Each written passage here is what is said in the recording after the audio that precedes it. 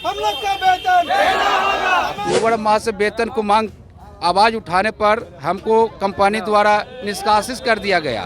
1.5 महीना से हमको कंपनी बैठा के रखे हुए है कि आप नेता बनते हैं, तो पैसा मांगना नेतागिरी नहीं है।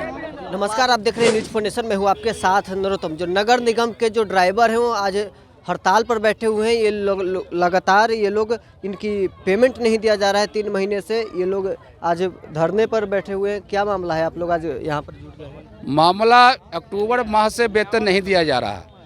अक्टूबर माह से वेतन को मांग आवाज उठाने पर हमको कंपनी द्वारा निष्कासित कर दिया गया कि आप आवाज मत बनिए, नेता मत बनिए।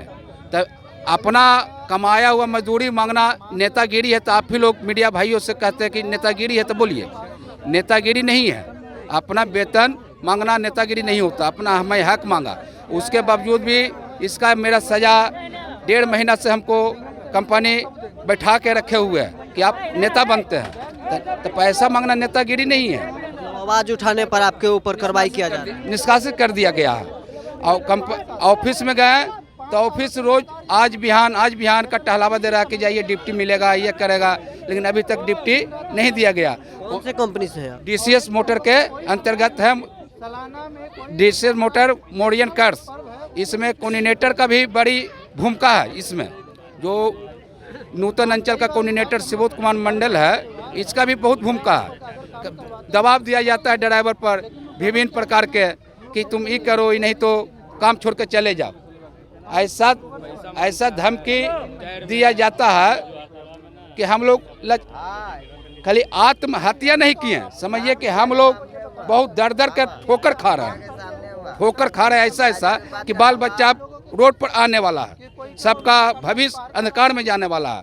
क्या मामला है, आप लोग धरने पर यहाँ पर रुके जुटान के हुए पूरे ड्राइवर से? मामला यही है कि सैलरी अभी तक नहीं आया है। जो आदमी काम कर रहा है तो कुछ आना चाहिए ना, टाइम टू टाइम आया ही नहीं है अभी तक। रोजगार कैसे चल रहा है? सैलरी 3 महीने से बंद है। वही कर्ज लेकर के चल रहा है आदमी, उसी आधार पर किसी से मांग रहा है। जितने भी कर्जदार है तो ज़्यादा दिन तो छोड़ेंगे नहीं, मांगते हैं। यही हम लोगों का मांग है कि टाइम टू टाइम सैलरी आ जाए, और अभी तक सैलरी नहीं हम लोगों का बढ़ा जब से काम पकड़े हैं।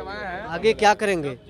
आगे अब क्या बताया जा सकता है, क्या करेंगे, क्या बोल सकता है, कुछ बोल ही नहीं सकते हैं कि आगे क्या करेंगे। मतलब आप लोग हड़ताल पर जाइएगा या सिर्फ यहाँ पर जुटान करिएगा? नहीं, हड़ताल पर तो आदमी जाता है, लेकिन उस जाने के बाद सिर्फ आश्वासन दिया जाता है किसको, जो दैनिक पे हैं कर्मचारी उनको। हम लोग आउटसोर्सिंग से हैं, हम लोगों का कुछ है ही नहीं। किसी से कुछ भी बोलता है भगाओ इसको यहाँ से, काम से हटाओ। गाड़ी में कुछ अगर प्रॉब्लम हो जाता है, अगर हम लोग बोलते हैं कि इसको ऐसे करवाइए, वो हटाओ, इससे नहीं संभल रहा है, काम पर से हटाओ, सीधे काम पर से हटाता है। क्या मामला है, आप लोग यहाँ पर जुटान के हुए? नहीं, मामला यही है, सैलरी का बात था। हम लोग कचरा गिराने आए थे तो कुछ हमारे बीच का चालक जो सहयोगी थे, उनको मकान मालिक घर से निकाल दिया था, मतलब रूम खाली करने के लिए बोल दिया पैसा के कारण।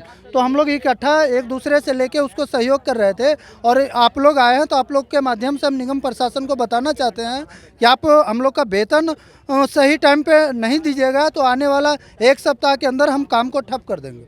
काम ठप कर देंगे, हड़ताल पर जाएंगे? बिल्कुल काम को ठप करके बैठ जाएंगे हम लोग। कौन से कंपनी से हैं आप लोग? DCS Motors. कचरा कौन उठाएगा? आप लोग हड़ताल पर जाइए। अब वो सरकार जाने, निगम प्रशासन जाने, क्योंकि हम लोग को जब हमारे जो नेता हैं यूनियन के, वो हड़ताल करते हैं, हड़ताल में हो जाता है कि अब आपका वर्कर के कोई दिक्कत नहीं होगा, कभी कोई दिक्कत नहीं होगा, लेकिन हर महीने दिक्कत परेशानी आती रहती है। हम लोग बिल्कुल तंग आ चुके हैं इससे। आज इसीलिए सब इकट्ठा हुए हैं यहाँ पे, क्योंकि हम लोग हड़ताल अभी बिना बताए नहीं कर सकते। इसलिए हम आप लोग के माध्यम से निगम प्रशासन और सरकार को ये बताना चाहते हैं। क्या करिएगा आगे, आप लोग क्या करिएगा? अब करना क्या है भैया, पेमेंट तो आप जान ही रहे हैं। किराएदार भी जब किराया में रहते तो वो कहते हैं कि आप किराया नहीं दे रहे हैं तो रूम खाली कर दीजिए। स्कूल में बच्चे को भेज रहे हैं, कह रहे फीस नहीं दे रहे हैं तो अपने बच्चे को ले जाइए, हम नहीं पढ़ा पाएंगे। 1-1 घंटा 2-2 घंटा बच्चे को बाहर रखा जाता है, तो इससे बच्चा भी मानसिक प्रताड़ना में आ जाता है। वो भी आके कहता है पापा आप पेमेंट नहीं कर रहे हैं, हमको पढ़ाया नहीं जा रहा है। तो ये सबसे हम बहुत परेशान हैं। और इसमें सबसे बड़ा गलती तो हम अपने सरकार को देंगे, जो हमारे नगर विकास मंत्री तेजस्वी यादव जाति जनगणना करवाएं, जिसमें उनको पता है कि SC ST OBC समाज में कितना पीछे गिरा हुआ है।